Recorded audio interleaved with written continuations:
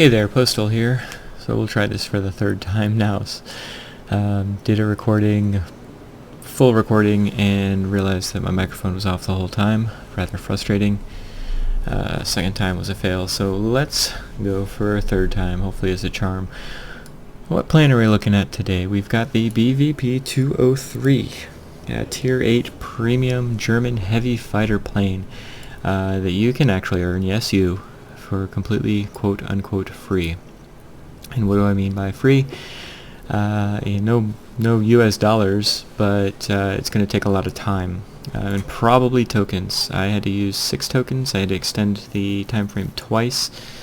Once because I needed it, and another time because family, work, YouTube, life balance needed me to extend it. So I was able to obtain this particular plane, and I'm really glad I did. Because again, it's free, Tier 8 Premium, and so it's going to be making all kinds of silver, hopefully, if it's any good.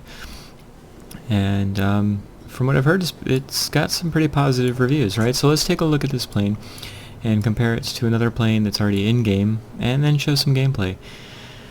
So, looking at this plane, to me when I first looked at it, I said, well, it looks like a bomber. The fuselage is ridiculously long, the maneuverability is ridiculously crap, and it just, looking at the other German bombers, it looks like a bomber. And in reality, it was actually built to be a bomber, a light bomber technically, but a bomber nonetheless. And as such, I would have expected or hoped that Wargaming would have had some bombs available. But I guess because the bombs were in the fuselage rather than hanging down, they didn't make it available. It would have made it an actual bomber in the game, and this, you do not want this to be a bomber. I suppose if it was a bomber, it'd be similar to an RB, but with actual guns on front. I don't even know. The first thing people look at on this particular plane, and the unique thing about it, is its engines, right? In reality, the engines, the turbine engines were fused, I guess you could say, with the jet propulsion engines, because the Germans were trying to find a way to have the best of both worlds.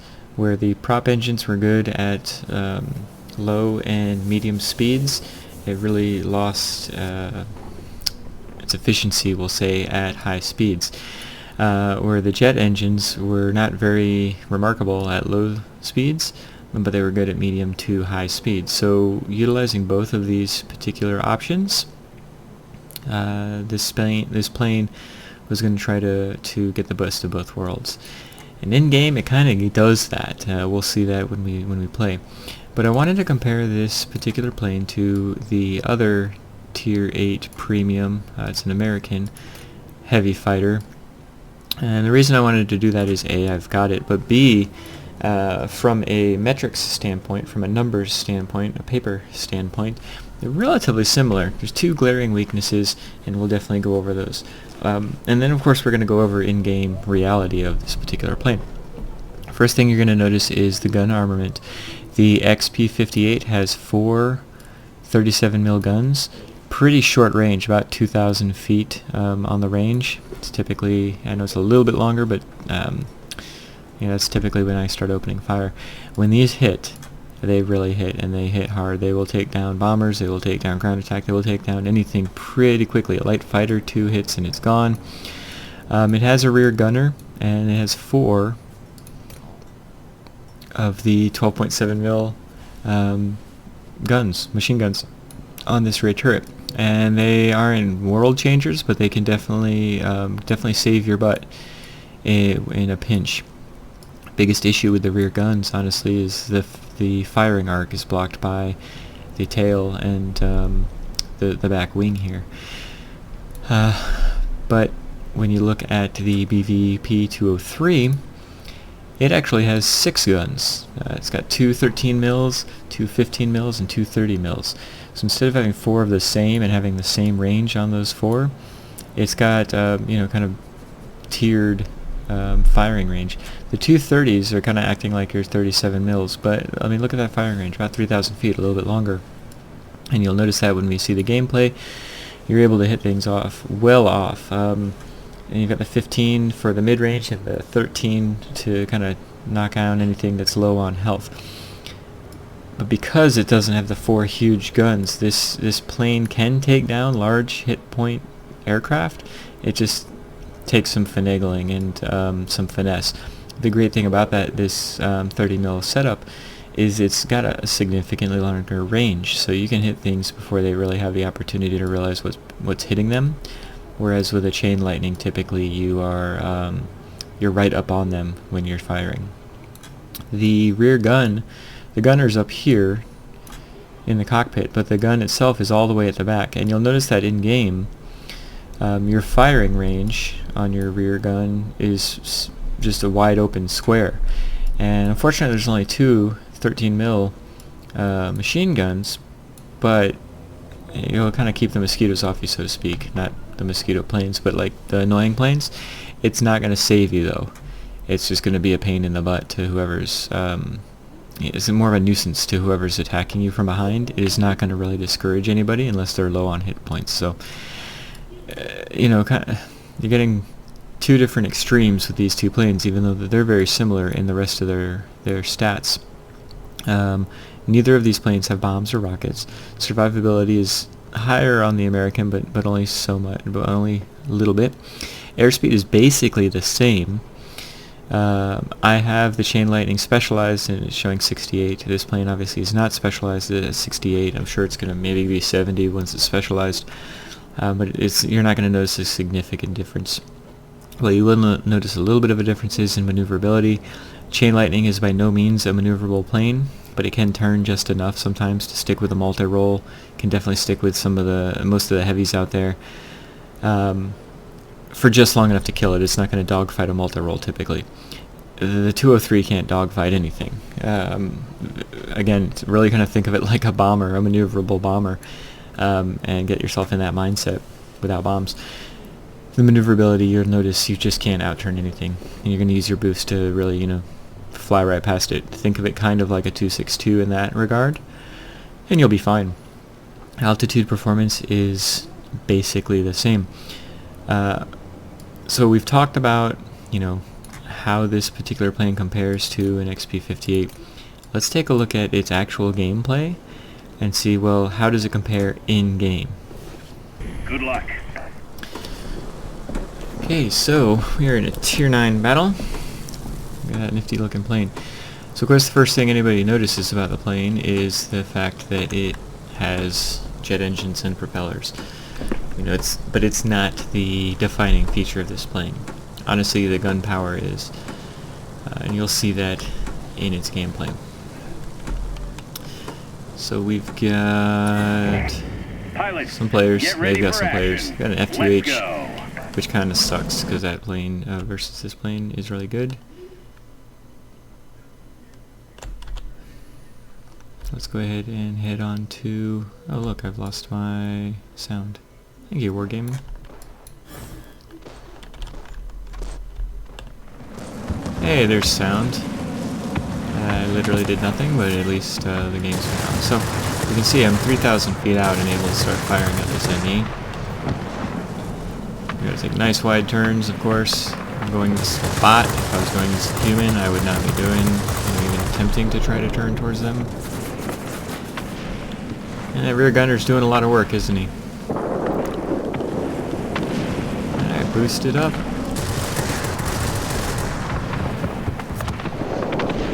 And we're up, what, 7,500 feet, and able to, this is its range. This is where it likes to do its thing. Speaking of a 262. Hey, oh, there you start firing your guns. Good job, rear gunner.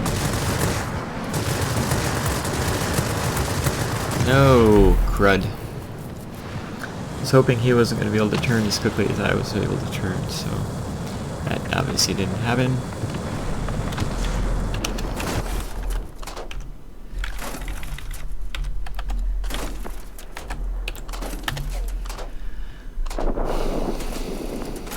You know what, this is probably going to be the game that actually saves properly. The other two I played, I did really well. And of course they don't save, so... Or, I didn't do it right. Let's go over and get this military base, although it looks like this game's already lost. Let's see what we can do to change that, shall we?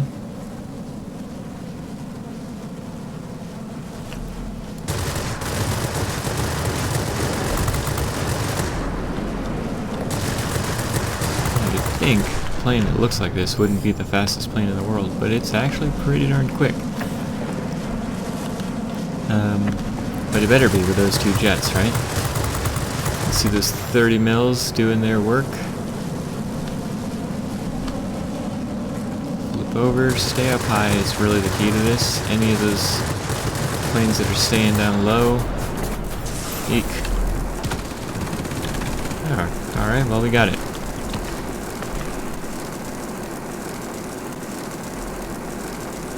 Let's go give it a Keith here. You can see, as long as you're hitting, the maneuverability on this particular plane isn't as end-all be-all as it is with the chain lightning, because you've got the longer ranged weapons. And look at this, I'm able to get it behind a KI just because I can hit him from 3,000 feet. Alright, where am I going here? Oh look, you can see the bomber. Has reached the target. Enemy objects damaged. If it was a bomber, you could see right there on the bottom. The actual bay doors. So let's go ahead and try to get this garrison down that way. And let's use some of this German boost, shall we? And I'm not even feeling like I'm having a very good game, but personal points wise, I'm doing pretty well. And I've noticed that about this particular plane is I really feel like I haven't even scratched the surface of its potential. I have, 10,000 or 14,000 personal point game, and I feel like, man, I could have done 20. Of course, it'd be nice if it wasn't getting shot up. Oh well. Yeah, so that rear gunner really doesn't do much, does he? He's just kind of there to... He'll take out somebody that's really low health, but he's not going to, do anything... change the course of the game or anything like that. Whereas on the XP-58, I really do feel like I don't even really pay attention to the people behind me, because that gunner's going to take them out, right? So it looks like they're going to be taking that garrison there. The enemy is launching rockets at us from the military base. Yes, I know. Let's see if I can defend this at all, and then go up to that military base.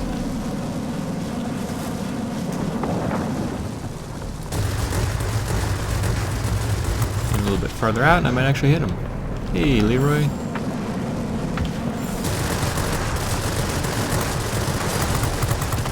Toast. Let's go ahead and get this military base, shall we? Watch out for the flying missile. There it goes. Yeah. Pretty nice. So we're up to 9,000 feet. We're still going 450 miles an hour. Let's go ahead and just kind of cruise up here. I'm hoping that we, I'm not sure that we did, but I'm hoping that we saved that garrison for long enough. Right now, I wish I had some bombs, don't you? Here's that KI. Let's see if I can get him again. Nope.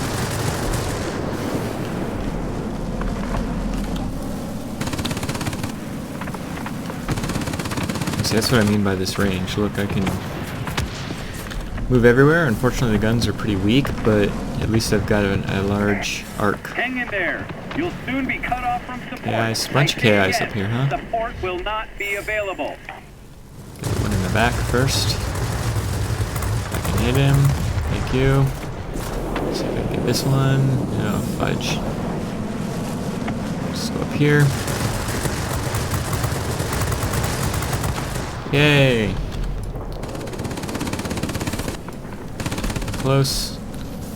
Close but no cigar. Ooh, but forward firing I can certainly get him.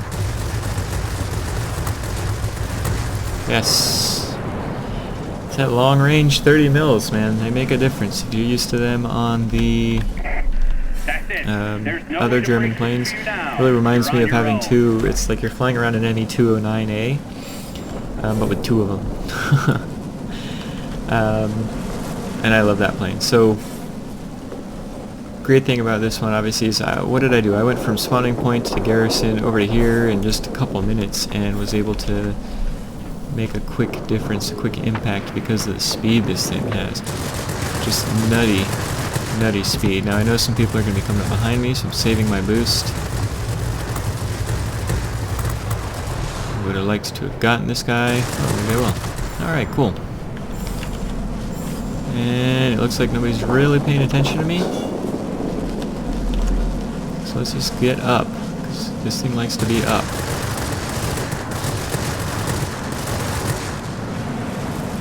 Keep on boosting.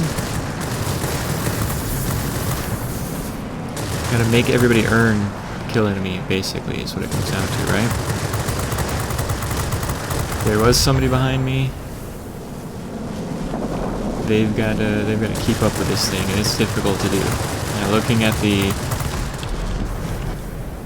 planes on the enemy team, there are a couple that can. This 262's prime example, right? This 262 wish it had the gun range I've got. Keep it up. Victory is almost ours. I better get him before he gets me, right? Thank you. This KI's coming back around. I need to get him. Can he stick up with me? Yes, he can. Turrets. I see I've got quite a long range here as far as being able to hit. And that's one of the few times these turrets have actually, made any kind of significant impact. We're, 11,000 feet up though, so it doesn't matter what plane you're in, it's going to have some maneuverability issues. And if I can negate your maneuverability issues, then your superiority, well then you're in some trouble, right? If I can hit you, that was super swell.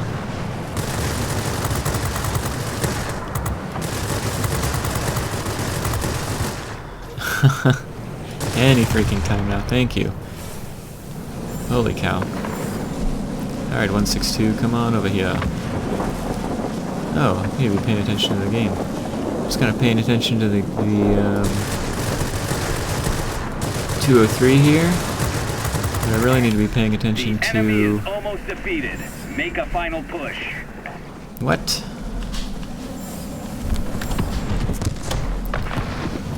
Okay, typing while flying. Texting and flying is not a good idea, guys. We are controlling the military bases. Give the enemy a hard time. Alright, so it started off pretty rough. But let's see... Nope, Great can't get to him. Today. We'll be waiting for you okay, back so I'll take home. it. How can I complain about that? So, grade 1. Goes a dub, which is always nice. And let's head on back to the hangar. Okay, and we are back in the hangar. And, the best thing about a Tier 8 Premium is the silver. 300,000 is not too shabby, right?